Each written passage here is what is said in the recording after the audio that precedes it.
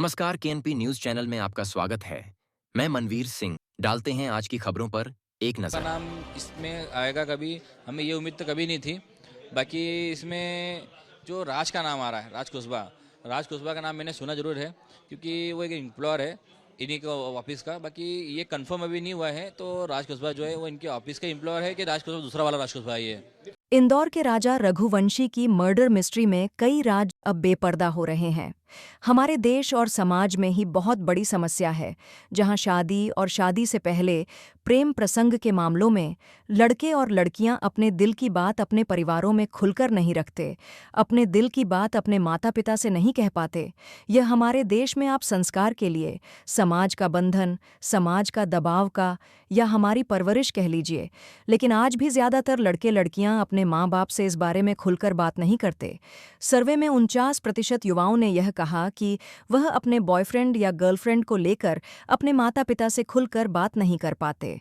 शादी करने के लिए कहते हैं, तब भी ज्यादातर युवा अपने दिल की बात कहने में संकोच करते हैं, डरते हैं, और वह अपने रिलेशनशिप को अपने परिवारों से हमेशा छिपा कर रखते हैं।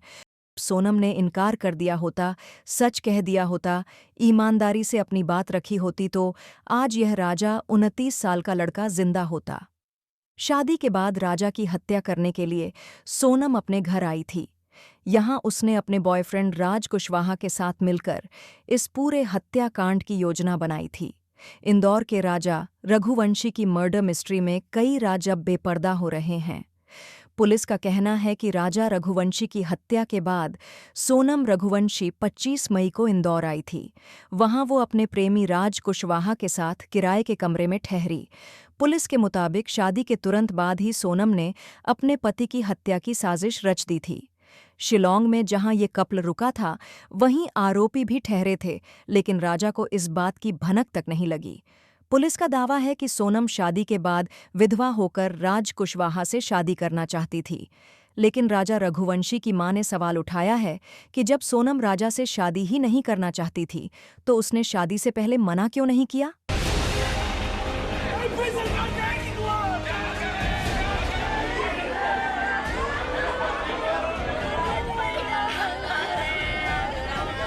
हमने बोला हम 1 साल बाद शादी करेंगे, तो उनके पापा ने बोला है कि 1 साल बाद कोई लगन नहीं है इन बच्चे उनकी। फिर हमने बोला ठीक है, करना तो है, अपन कैसे करके कर लेते, 1 साल बाद भी करना अपन को। तो हमको नहीं मालूम था कि जल्दबाजी का फैसला क्या लिख लेगा। ये हमको अब समझ में आ रहा है ना, हमारा दिमाग तो अब वो चल रहा है ना कि जल्दबाजी क्यों करी थी। उनकी लड़की में खोट नहीं होती तो वो जल्दबाजी नहीं करते, कुछ ना कुछ तो होएगा। सोनम को नहीं रहना था तो वो नहीं रहती, मगर मेरे बच्चे के साथ ऐसा बहुत गलत हुआ। सोनम ने करा, वो लड़के उनने करा, 3 ने, जिसने भी करा है, मगर मेरे बच्चे के साथ बहुत गलत हुआ।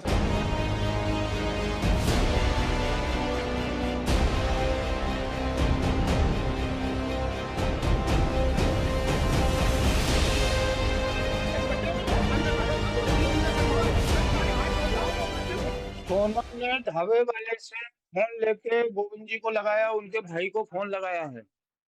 ये प्रूफ मेरे पास है, ठीक है ना।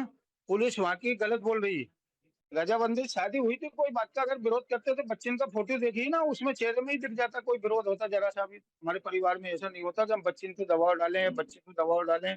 हमने हमारे ऊपर, हमारे घर के अंदर ऐसा नहीं होता ना। हमने ये शिक्षा बच्चे को दी। सीबीआई जांच होगी, जब भी इस बात का रेस्ट खुलेगा और जब भी इस चीज का हल होगा।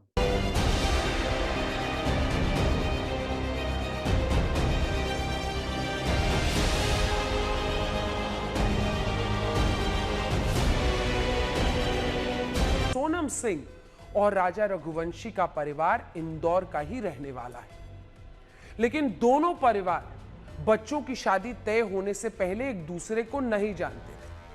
अच्छा, राजा रघुवंशी के परिवार ने जो जानकारी दी है उसके मुताबिक राजा और सोनम की शादी एक खास प्रथा के जरिए हुई थी, जिसमें एक ही समाज के लोगों को एक सम्मेलन बुलवाकर रिश्ते करवाए जाते हैं। इंदौर में पिछले साल रामनवमी के दिन एक ऐसा ही कार्यक्रम हुआ, जिसमें एक ही समाज की शादी और जो शादी योग्य लड़के लड़की हैं उनके नाम लेकर समाज की परिचय पुस्तिका में छपवाया गया। इसी में देखकर सोनम परिवार ने सोनम की शादी राजा रघुवंशी से तय कर दी। रिश्ता तय होने के बाद राजा रघुवंशी ने कई बार सोनम से बात करने की कोशिश की। अब शादी तय हो चुकी थी, लड़की के बारे में पता चल चुका था, उसका मोबाइल नंबर था। राजा रघुवंशी सोनम सिंह से बात करना चाहता था। और ये सामान्य है कि अगर परिवार वाले भी शादी तय करते हैं तो अक्सर लड़के लड़की आपस में बात करते हैं, लेकिन सोनम को उससे बात करने में कोई रुचि नहीं थी। राजा रघुवंशी ने अपने परिवार को सोनम के इस व्यवहार के बारे में बताया था। तब तक किसी को यह पता ही नहीं था कि सोनम ऐसा क्यों कर रही है। आमतौर पर अगर अरेंज मैरिज हो तो ऐसे में लड़का लड़की शादी तय होने के बाद एक दूसरे को समझने के लिए आपस में बातचीत करते हैं, कई बार मिलते जुलते भी हैं। लेकिन सोनम राजा के साथ ना बातचीत करना चाहती थी और ना ही मिलने के लिए तैयार थी। राजा रघुवंशी ने सोनम को एक फिल्म डेट के लिए भी पूछा था कि मूवी देखने चलते हैं, लेकिन सोनम की मां का कहना था कि उनके परिवार में यह सब नहीं होता। अब एक वजह यह भी रही होगी कि अगर सोनम मिलती तो शायद वो राजा को बता देती कि वो उससे शादी नहीं करना चाहती है और वो किसी और को चाहती है। आज हम एक ऐसे समाज में हैं जहां लड़के और लड़कियों को एक दूसरे से मिलने की पूरी आजादी है। स्कूल, कॉलेज, ऑफिस, कहीं भी काम करने वाले लड़के लड़कियां भी एक दूसरे से मिलते हैं, दोस्त बनते हैं, फिर अपने मनपसंद साथी से शादियां करते हैं। एक ऐसे युग में सोनम की मां का तर्क संदेह पैदा करता है, लेकिन परंपरा का मान रखते हुए राजा रघुवंशी ने सोनम की मां का यह तर्क भी मान लिया। शादी तय होने के बाद भी सोनम मोबाइल फोन पर बात करने को तैयार नहीं थी। कई बार लोग ये सोचते हैं कि अगर लड़की का मन नहीं है, परिवार वालों का मन नहीं है तो फिर ठीक है। हालांकि कई परिवार ऐसे भी होते हैं जो अड़ जाते हैं कि नहीं, एक दो बार मिल तो ले, एक दूसरे को पहचान तो कर लें, और ये जरूरी भी लगता है। इससे परेशान होकर राजा ने जब देखा कि वो तो ना बात कर रही है ना मिलने के लिए तैयार है, उसे एक बार शादी से भी इनकार कर दिया था। कहा कि ये लड़की अलग मुझे अजीब लग रही है, लेकिन परिवार के समझाने पर बाद में राजा रघुवंशी मान गए।